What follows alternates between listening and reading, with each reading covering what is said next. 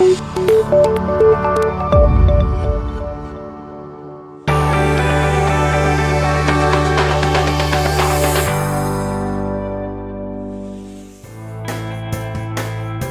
now it's time for Photo Booth Live Chat with John Young.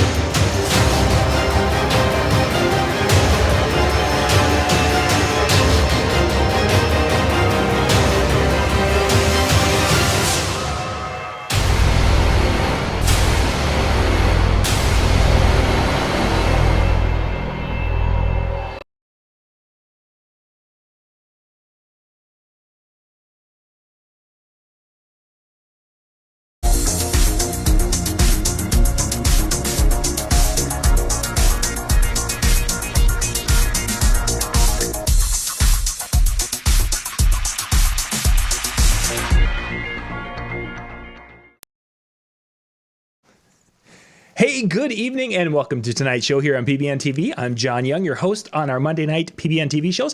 And tonight I am joined by Jason Jones. Good evening, Jason. Good evening, John, and everybody out there. Everybody out there. There's going to be millions of people watching or something. I can't wait. This will be great. This will be great.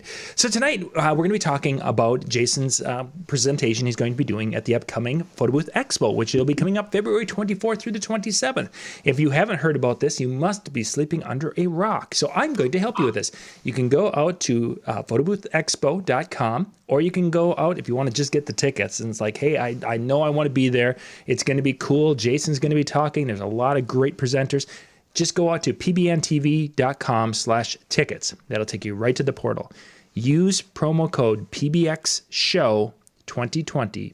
PBXShow2020. All this information is in the description of this video. That'll give you the best price on tickets, and that will get you there to see educational content that's going to really change your photo booth business. Okay, there we go. We got that out of the way, Jason. Awesome. Now we know what we need to do. We do. We've got to get our tickets, so we are ready to go. Wait a second. No, we're there. We're speaking. We're presenting. Or at least you are.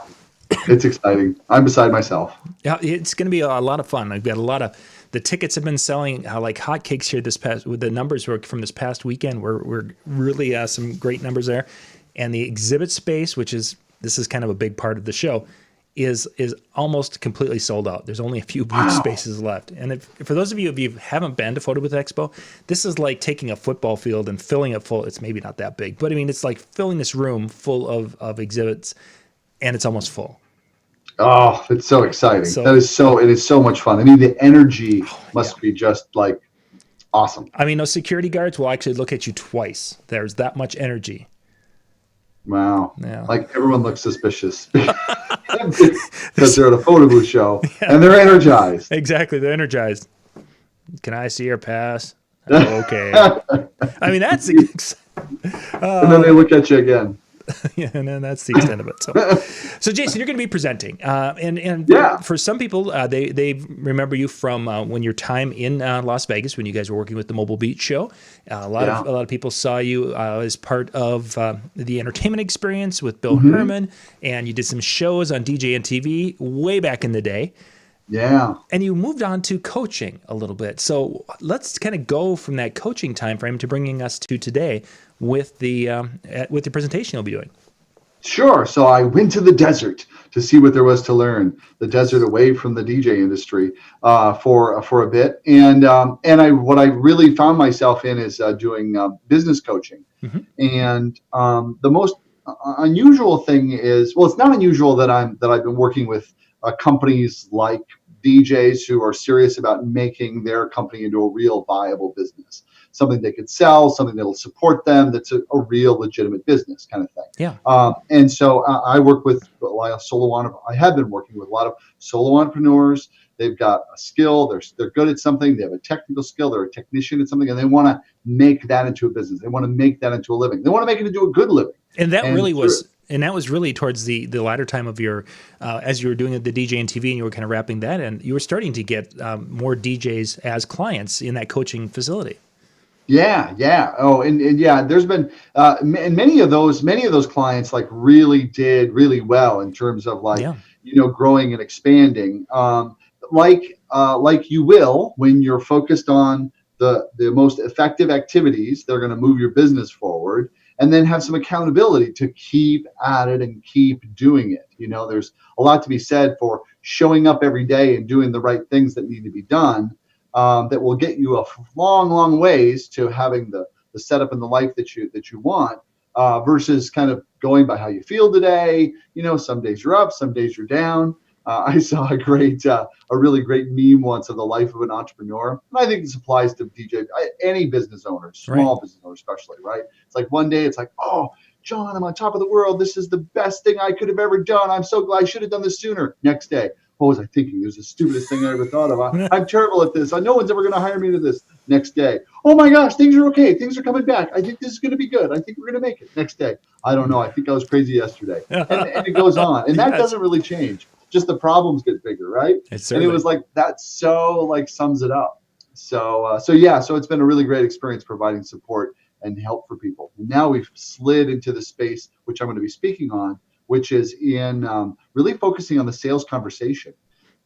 Because what I noticed with all the people that I would work with is they would get the marketing down, they would get even generating leads down, they would get these meetings, but I'd see they had the most amount of struggles just in being effective in the sales conversation.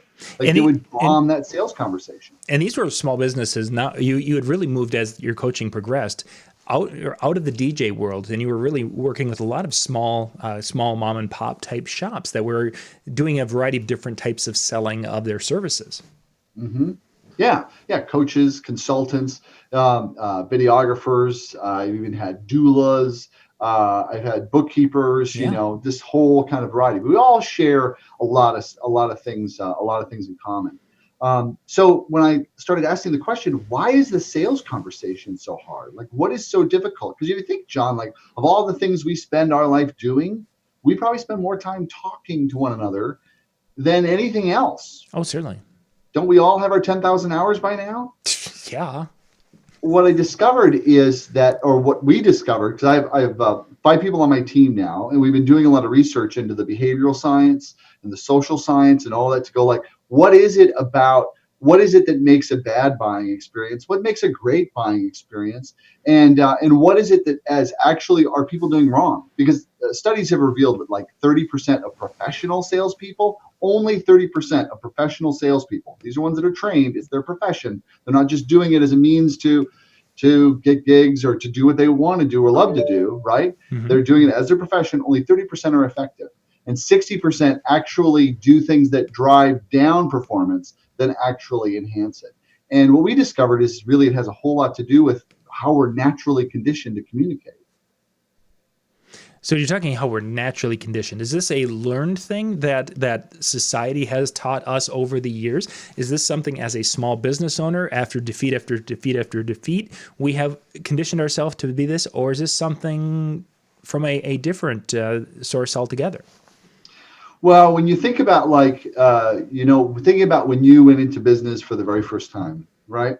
Even when I went into when I think back to going into the business, right? What the idea was, how I was going to promote my business and get people excited about booking me was to go and talk to as many people as I can about my business, about what I did, and about why it was so exciting.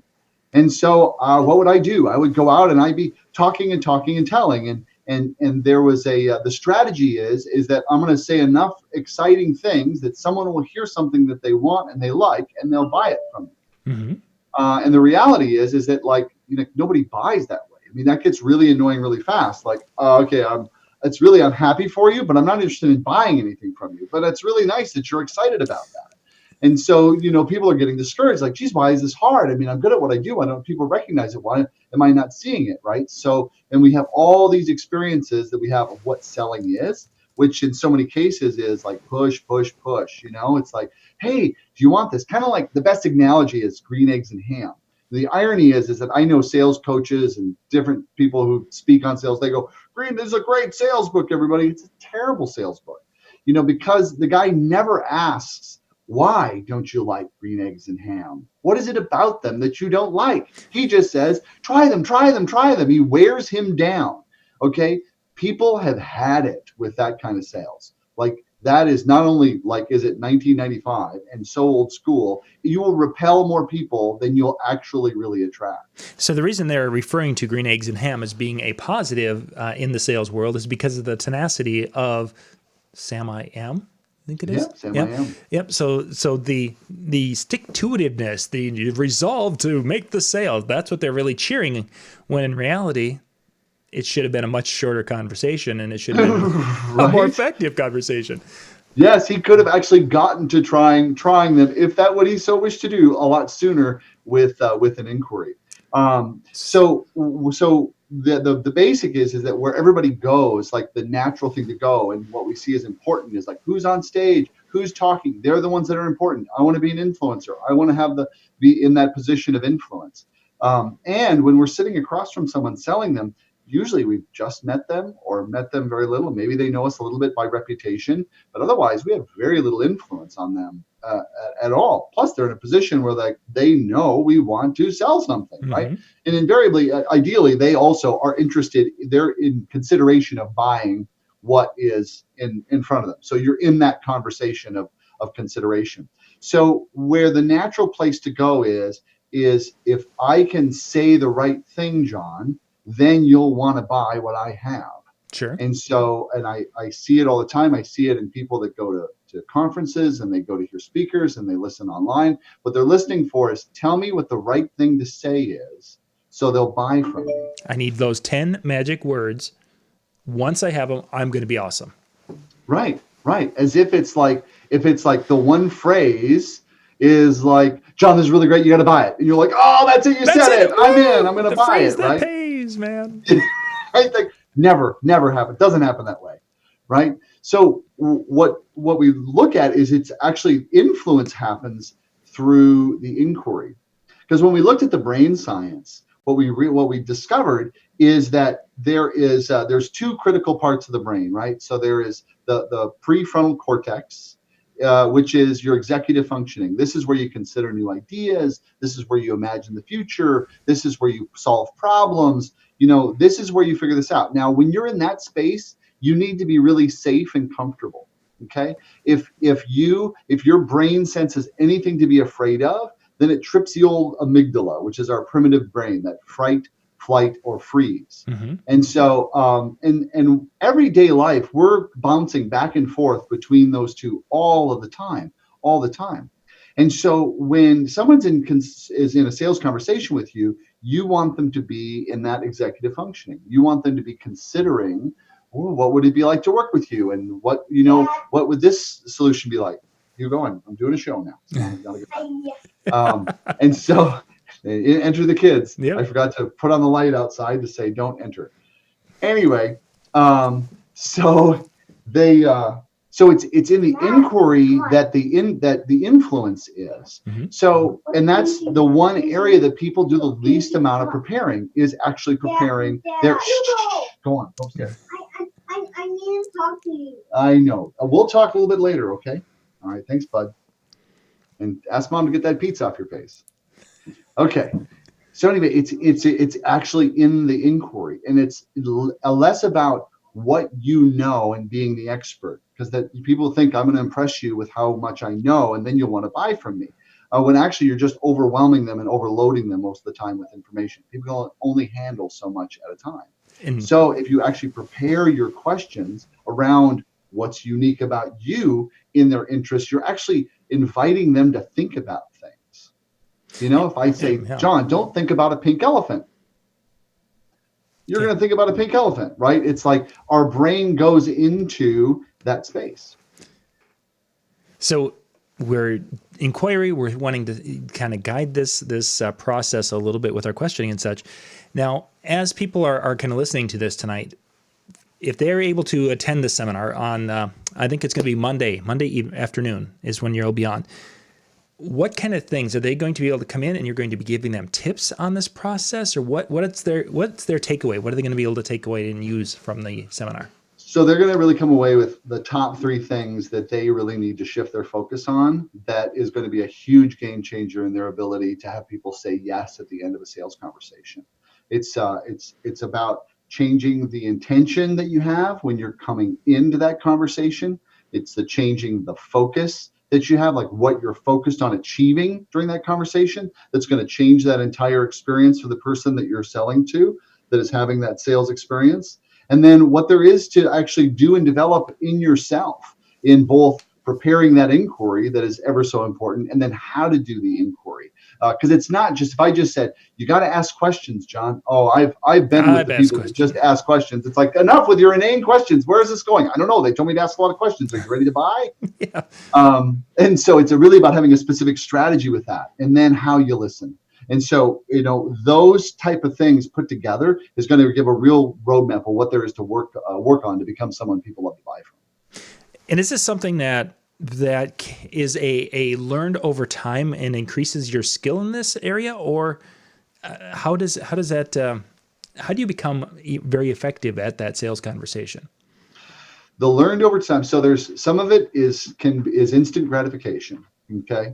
The instant gratification is in taking some time to craft some really great open-ended questions that open up the conversation and then allow you into the other person's world. And so having your questions that are really specifically designed around what differentiates you in the market. Okay. So you do that little homework. We're going to do that in the breakout workshops, actually create those questions. So once you have those and you're using those, that is really going to be like opening up and framing that conversation around you really being the best choice for them. If it is indeed a match as you're going ahead, it's also the questions that are going to uncover how good of a match is this person. The better the match, the more likelihood there is of the sale in the end, whether it's affinity, whether it's taste, whatever that is that you've determined that matches that differentiates you. So that's more of the instant gratification. Once you get that down, you memorize those questions and you put that really focus on those.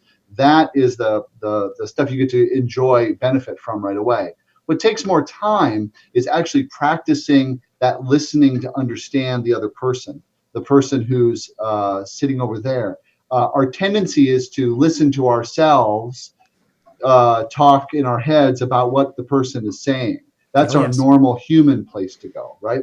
So the development is actually to be able to actually listen to that person, give them what I would call a listened to experience. Because that's the other big differentiator. If you become someone that, and you are someone who, like John, I've known you as someone who really creates a listening experience, because when I talk to you, I feel heard. I feel like you really got what I was sharing and understood it. And that creates an experience for me, as it does, for all people. And so by developing that ability, then suddenly the person that you're having the sales conversation with is having this really great, warm experience of being heard and understood. And so what that does for them and what it does for the brain is that it increases their confidence. It increases their clarity on, what they're doing and what they're deciding. So it empowers them. And so if you add to that, keeping them at choice so that they always feel they're at choice, the likelihood of you having a sale is much greater than doing anything else. So we're going to basically give them the tools that they need to make their sales results more predictable, and how to actually practice and develop themselves, versus then when you make a sale, you're awesome. And when you don't, you stink. And that's kind of how the coaching has been. So just you were talking, of course, about the active listening and to be part of that conversation and to really be following them.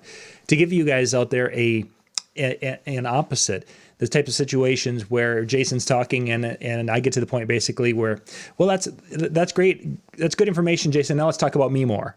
And I think in the sales world, we do that an awful lot as DJs or as photo booth operators or as, officiants or what have you, is that, we want to have this really nice printed pictures that all of our guests can take home.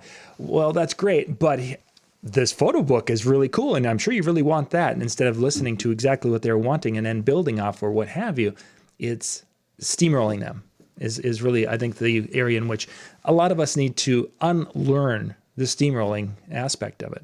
Yeah, we could talk for hours on the unlearning stuff.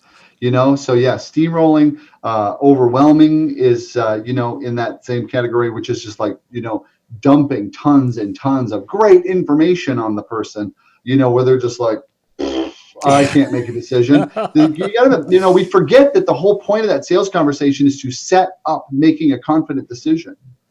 But yeah, our tendency is to like, I want to talk about how great I am. We get a lot of serotonin, we get a lot of mental dopamine reward for talking about ourselves and sharing our idea and what we're doing, all that. That's hugely personally rewarding. We feel more confident about ourselves when we're telling and talking. It's creating all that, but it's not doing anything for establishing the connection over there.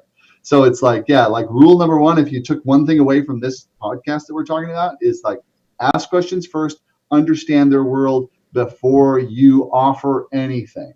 Yes. Have them feel like they've fully understood, you're really clear, what is motivating them, what's important to them, what they really want to have taken care of. And then you speak to that. Now you got something they can make a decision about. And you're the only one that really talked about what they needed, because people will tell you, but we got to slow down and actually listen to them. And that's difficult. It's very difficult. You had mentioned earlier that in the workshop, you're going to be actually helping people put together kind of their questions. And I really like that concept of having those questions in advance, because one thing I think a lot of people get kind of nervous about is, I'm not that good at under pressure, and I'm not that good at improv, and how am I going to be able to ask these questions on the fly? And they start to kind of shut down. And part of that workshop, I'm guessing, is addressing that and giving them some of these tools. You mentioned homework, so that they get to those situations and it becomes more of a natural thing because they've put in a little time to prepare.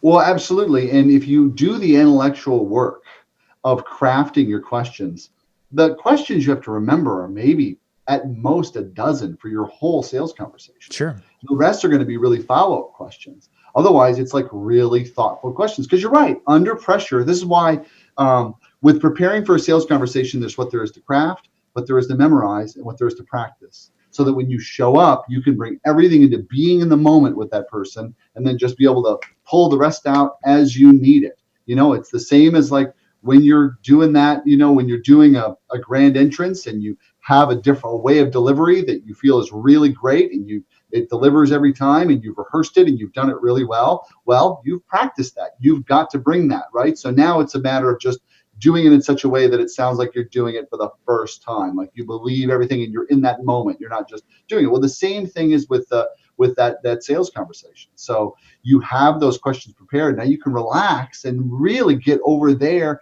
with them without worrying about like, oh, what am I going to ask next? Or, oh, what should I tell them now? Or what are they, all that kind of stuff. Because that's, if you notice, that's all dialoguing with yourself. And that Certainly creates a barrier. It's not having you be over there with them.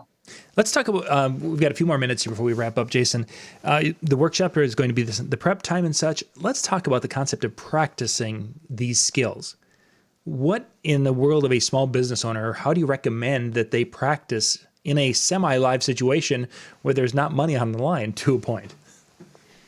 Yeah, well, the practicing happens. So a great place to practice with your questions is networking. Okay.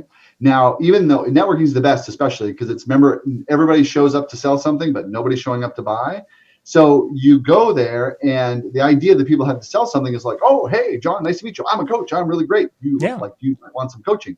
Instead to be like, hey, what's in your world? And be practicing your questions to ask them about, like, if I'm a marketer, then I'd be asking you questions about your marketing, what you're doing and what works and what's not working for you, and that sort of thing that are around the differentiation. And if I'm selling you social media marketing, then I'm going to ask you, how do you feel about social media marketing? Is that something you've tried? Does that work for you? So you want to be practicing those questions when you're out networking, when you're talking to different people, to actually uncover, to practice qualifying people, even if you're networking with peers, right? Where you get comfortable with that role of the flow of questioning, right? Which then uncovers if there's an opportunity to work together, if there's an opportunity to transition into that. Another way of practicing is to, if you have a significant other, wife, a partner, whoever that is, right? Sure. And you say like, okay, so every night I want to like take 10 minutes and I want to listen to everything you have to say. And I just really want to understand everything that you have to say. and you don't process it. You don't like go, oh, that reminds me of a story. You just really get it and really understand it to the best of your ability. And if you do that 10 minutes every day with your partner, not only will your partner love you way more than they did before, two, you'll find out things about them you never, ever knew and like really discover them in new and amazing ways that you're like, where was I?